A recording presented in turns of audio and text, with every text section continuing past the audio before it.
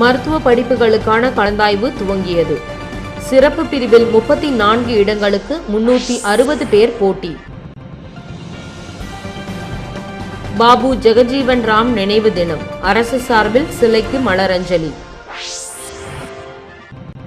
பட்டானூர் இடத்தை விற்கும் ஏஎஃப்டி தொழிலாளர்களுக்கு சம்பளம் வழங்கி மில்லை நடத்த வேண்டும், அனைத்து தொழிற்சங்கங்கள் வலியுறுத்தல்.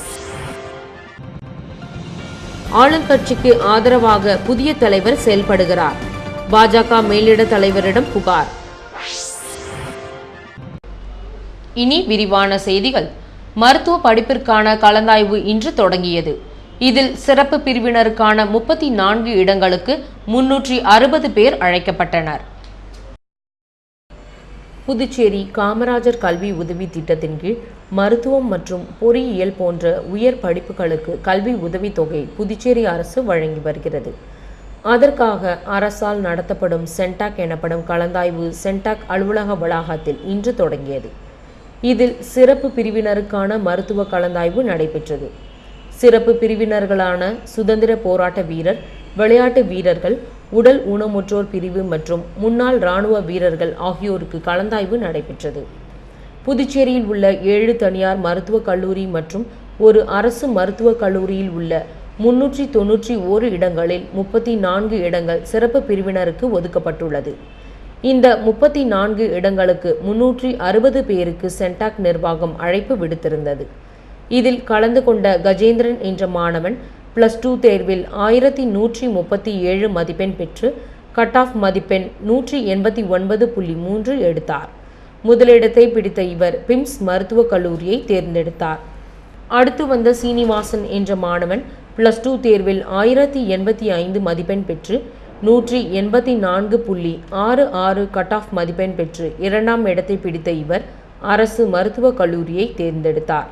இதனிடையே பெற்றோர் மாணவர் சங்க அமைப்பினர் கலந்தாய்வு கன்வீனர் ஜெயக்குமாரிடம் வாக்குவாதத்தில் ஈடுபட்டனர். அப்போது கடந்த ஆண்டு தனியார் மருத்துவக் கல்லூரிகளில் அரசுக்குரிய இட ஒதுக்கீடாக 265 இடங்கள் வழங்கப்பட்டது. அதே இடங்கள் இந்த ஆண்டும் வழங்கியுள்ளார்கள் என்று முதலமைச்சர் தெரிவித்தார். ஆனால் சென்டாக்கிற்கான பட்டியலில் 264 இடங்கள் மட்டுமே காலியாக உள்ளது என தெரிவிக்கப்பட்டுள்ளது ஏன் என்று கன்வீனருடன் வாக்குவாதத்தில் ஈடுபட்டனர். இதனிடையே பொறியியல் படிப்பிற்கான கலந்தாய்வு வரும் 12ஆம் தேதி துவங்குகிறது. பாபு ஜெகஜீவன் ராம் நினைவு தினத்தையொட்டி அவரது சிலைக்கு சபாநாயகர் சபாபதி மாலை அணிவித்து மரியாதை செலுத்தினார். பாபு ஜெகஜீவன் ராம் நினைவு தினம் அரசு சார்பில் அனுசரிக்கப்பட்டது. இதனையொட்டி லாசுப்பேட்டை ஏர்போர்ட் சாலையில் உள்ள அவரது சிலைக்கு சபாநாயகர் சபாபதி, அமைச்சர்கள் ராஜவேலு, தியாகராஜன், எம்எல்ஏக்கள் வைத்தியநாதன், கல்யாணசுந்தரம், வாரிய தலைவர் மதி உள்ளிட்டோர் மாலை அணிவித்து மரியாதை செலுத்தினர். இதேபோல் காங்கிரஸ் கட்சி சார்பில் தலைவர் AV சுப்பிரமணியன், முன்னாள் அமைச்சர் கந்தசாமி ஆகியோர் பாபு ஜெகஜீவன் ராம் சிலைக்கு மாலை அணிவித்தனர். பட்டானூர் இடத்தை விற்று ஏஎஃப்டி தொழிலாளர்களுக்கு சம்பளம் வழங்கி மில்லை இயக்க வேண்டும் என்று அனைத்து தொழிற்சங்கங்களும் வலியுறுத்தியுள்ளது. ஏஎஃப்டி அனைத்து தொழிற்சங்க நடவடிக்கை குழுவின் ஆலோசனை கூட்டத்தில் அனைத்து தொழிற்சங்க பொறுப்பாளர்களும் கலந்து கொண்டனர். இதில் தொடர்ந்து 8 மாதங்களாக சம்பளம் வழங்கப்படாமல் உள்ள தொழிலாளர்களின் குடும்ப நிலையை அரசு கருத்தில் கொண்டு பட்டானூரில் ஏஎஃப்டி நிர்வாகத்தின் கீழ் உள்ள 56 ஏக்கர் நிலத்தை விற்று சம்பள பாக்கி, ஓய்வூதிய தொகை, கூட்டுறவு கடன் தொகை ஆகியவற்றை செலுத்தி மில்லை இயக்க வேண்டுமென வலியுறுத்தப்பட்டது. 1991ஆம் ஆண்டு ஏஎஃப்டியின் லாபம் 4 கோடியாக இருந்தது. அந்த பணத்தை கொண்டுதான் பட்டானூரில் ஏஎஃப்டி நிர்வாகம் நிலத்தை வாங்கியது. மில்லின் சொந்த பணத்தில் வாங்கிய இடத்தை மில் நிர்வாகம் விற்றிட இயக்குனர் குழுவின் முடிவே போதுமானது என்றும், பட்டானூர் இடத்தை விற்பனை செய்வது தொடர்பாக மாநில அரசும் ஏஎஃப்டி நிர்வாகமும் எடுக்கும் முயற்சிகளுக்கு அரசு அதிகாரிகள் உறுதுணையாக இருக்க வேண்டும் என்றும் அனைத்து தொழிற்சங்கங்களும் வலியுறுத்தியுள்ளது. பாஜக மாநில தலைவர் விஸ்வேஸ்வரன் தலைமையிலான நிர்வாகிகள் ஆளுங்கட்சிக்கு ஆதரவாக செயல்படுவதாக முன்னாள் தலைவர் தாமோதரன் தரப்பினர் குற்றம் சாட்டியுள்ளனர். புதுச்சேரி பாரதிய ஜனதா கட்சியின் மாநில செயற்குழு கூட்டம் கட்சியின் மாநில தலைவர் விஸ்வேஸ்வரன் தலைமையில் மகாராஜா திருமண மண்டபத்தில் நடைபெற்றது. இதில் மாநில செயலாளர் சாமிநாதன், முன்னாள் தலைவர் கேசவலு உள்ளிட்ட நிர்வாகிகள் கலந்து கொண்டனர். ஆனால் கூட்டத்தில் கலந்து கொள்ள வந்த முன்னாள் தலைவர் தாமோதரன் தரப்பினர் செயற்குழு கூட்டத்தில் கலந்து கொள்ளாமல் கூட்டத்தை புறக்கணித்து வெளியேறினர்.